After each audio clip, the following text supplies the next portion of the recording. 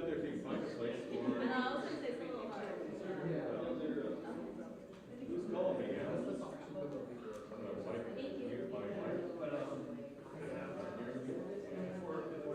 Interview, but not. I mean,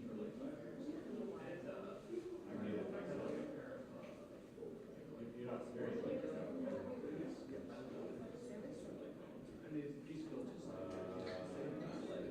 Rigid.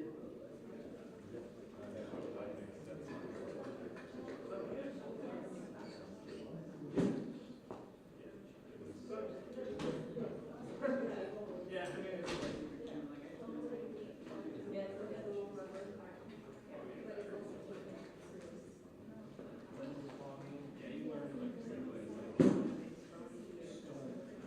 like you're out, like I would do like a romance story, you know, or you should go inside this world.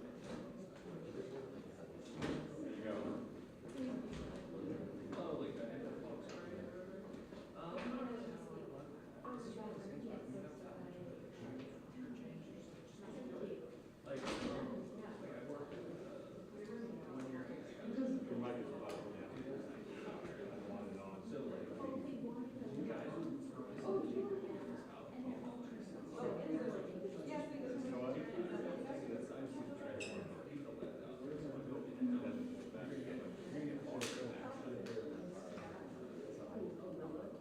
okay.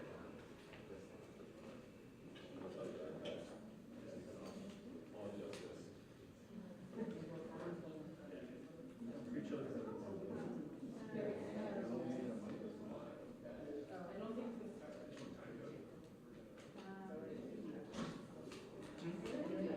Oh, okay.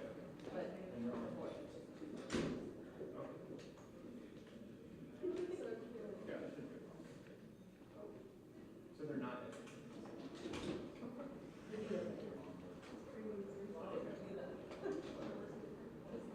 I thought we were giving. I can get Sure. I'll just be standing right there. You like to take the steps in front of me. Just give me a chance.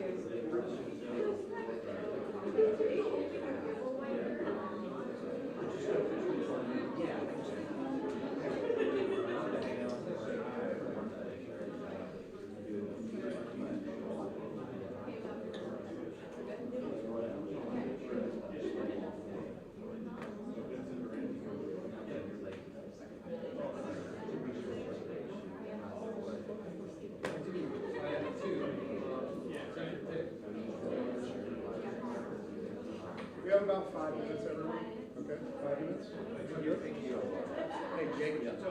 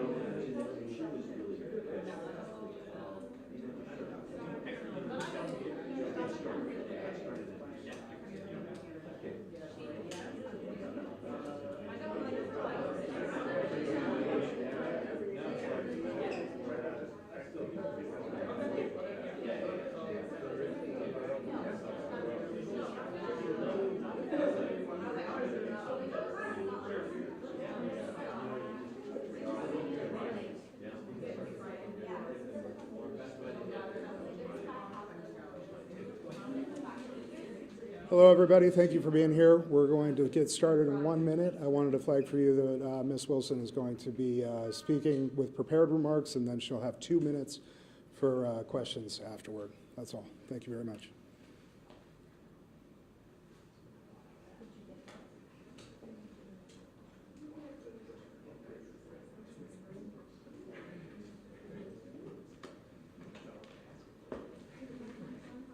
Your mic is up.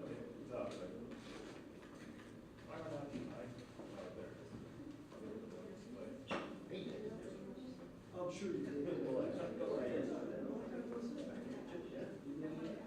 It should also be here on the regular mic too. Make sure you don't catch anything on Since you're standing right next to me, usually mic free zone.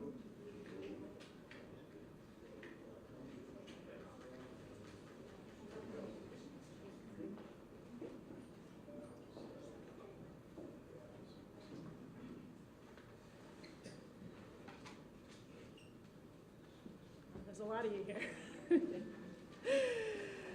Okay, no podium. I'm going to hold my papers.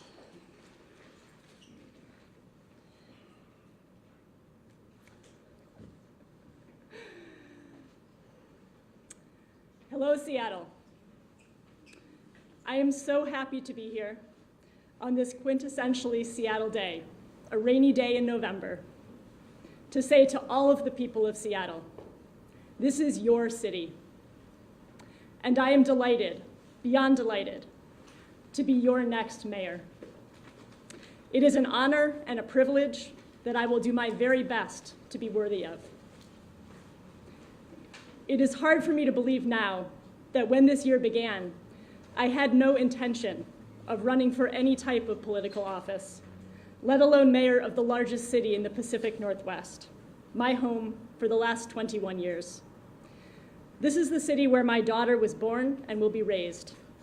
This is the city where I have spent my adult life, where I worked repairing boats and renovating apartments, and where I co-founded the Transit Riders Union with friends and community members 14 years ago to organize and advocate for the interests of working people. Seattle is a great city, a spectacular city, and we are also now a big city with big city problems of homelessness, unaffordability for working families, and growing divisions along lines of class and race and community. 9 months ago, I made the decision to run for mayor because I sensed that the people of Seattle and its government were out of step, that voters were in search of a new direction, and that our problems required new leadership. It has been, I think it's fair to say, a bruising 9 months. But now the fight is over, and it's time to come together. Mayor Harrell called me earlier this afternoon to congratulate me on a successful race. And shortly after, I watched the live stream as he gave a very thoughtful and heartfelt address to the people of Seattle. My speech today will be a little bit shorter than his, but don't worry, you'll hear plenty of me in the weeks and months to come. I want to sincerely thank Mayor Harrell for his many years of service to Seattle and to our entire region. We may not always have agreed on matters of policy and priority, and I think it's safe to say that our political visions differ in some significant ways. But I believe that both of us ultimately want the same thing, and that is the very best for Seattle and all of its diverse communities, opportunities for our young people, and a great quality of life for all. I want to recognize that Mayor Harrell has been, and I'm sure will continue to be, a person of great importance to this city, and that he has spent much of the last 20 years serving the people of Seattle, first as a council member, and then not once but twice, as he reminded us today, as our mayor. I wish him all the best in his future endeavors. Leading a major city is an incredibly hard job, and Mayor Harrell has been at the helm during a difficult 4 years. I look forward to working with the mayor's team to ensure a smooth transition over the next 2 months.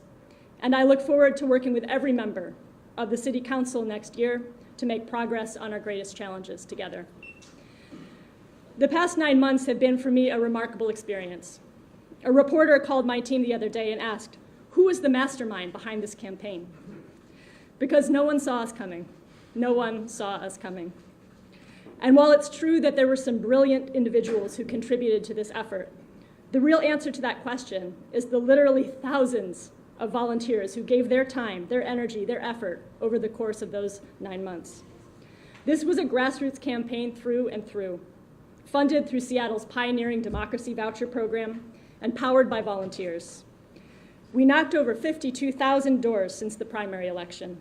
And I want to recognize our stellar field team leaders, Sochi Makovich, Artie Nasrati, Cecile Rouge, and James George, and the many super volunteers without whose efforts we simply could not have won this race. And I want to express my profound gratitude to my campaign manager, Alex Gallo-Brown, my lead organizer, Matt McIntosh, and to my consultant, Jake Simpson, and the team at Wind Power for their steadfast guidance throughout this campaign. And of course, to my family, my husband, Scott, and our daughter, Josephine, to my parents, and to all of the friends who have helped out in ways large and small, and ensured that throughout all the stress and chaos of this campaign, never once have I felt alone or unsupported.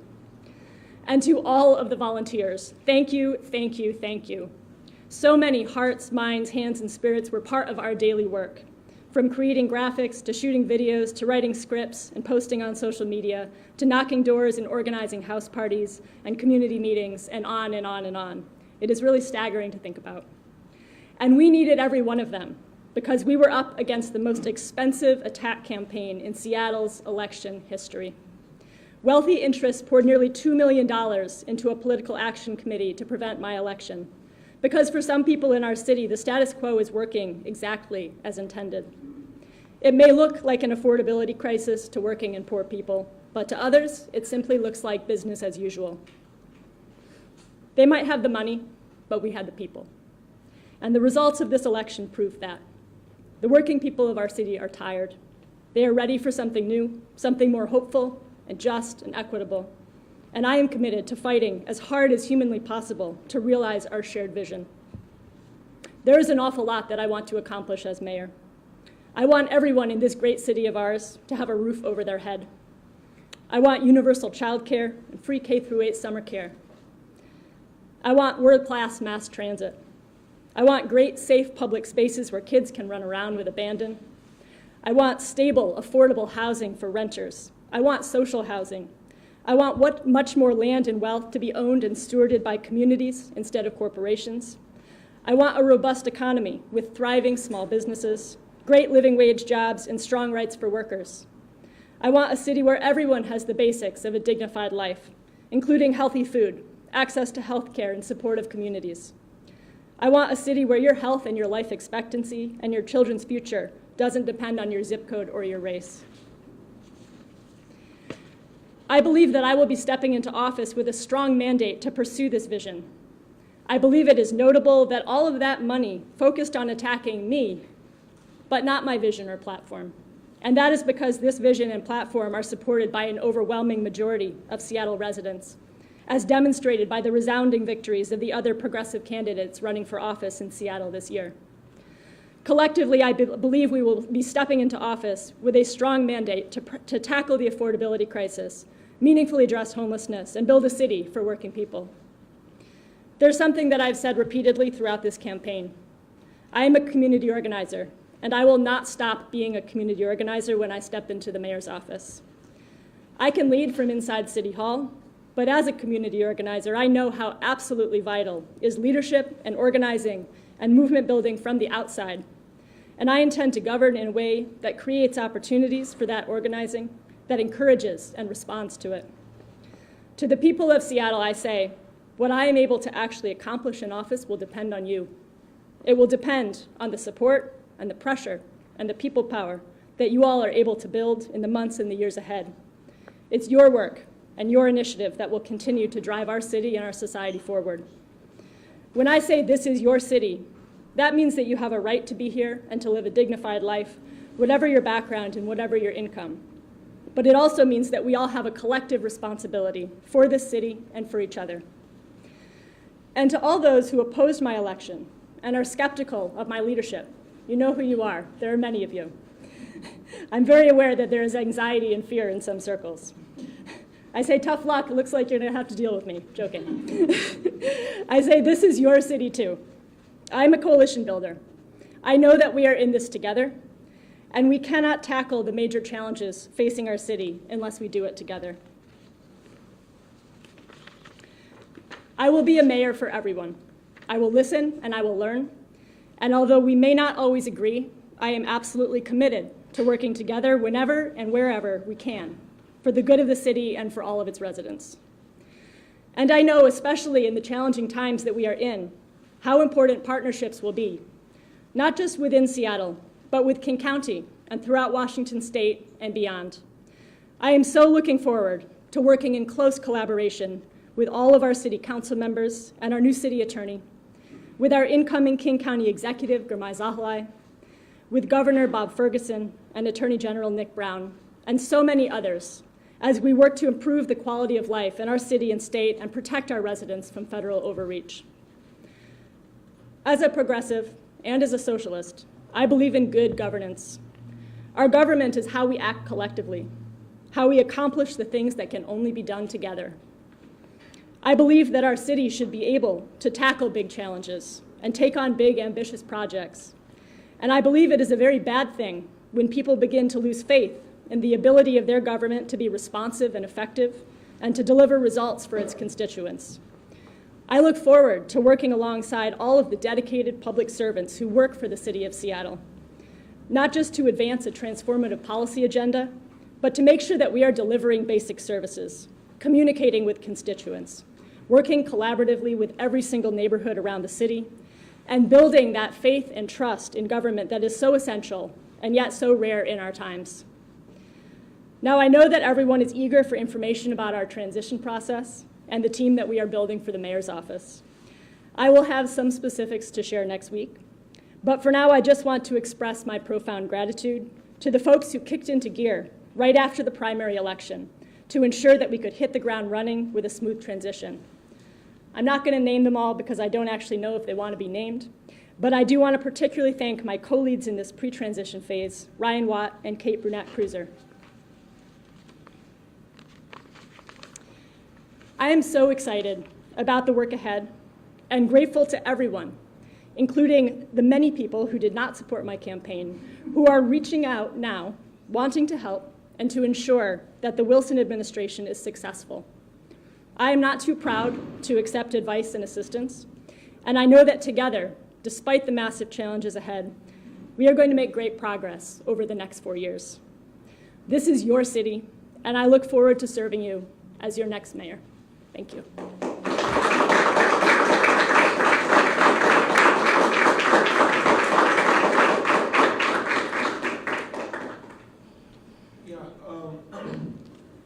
First of all, congratulations. Thank you. Marty Salisbury, Commercial Media. Central District of Seattle Black communities are primarily who we report to. Everybody appreciates our reporting. You flipped a lot of votes in Seattle Central District, in South End, especially black votes, black voters who last election voted for Mayor Harrell.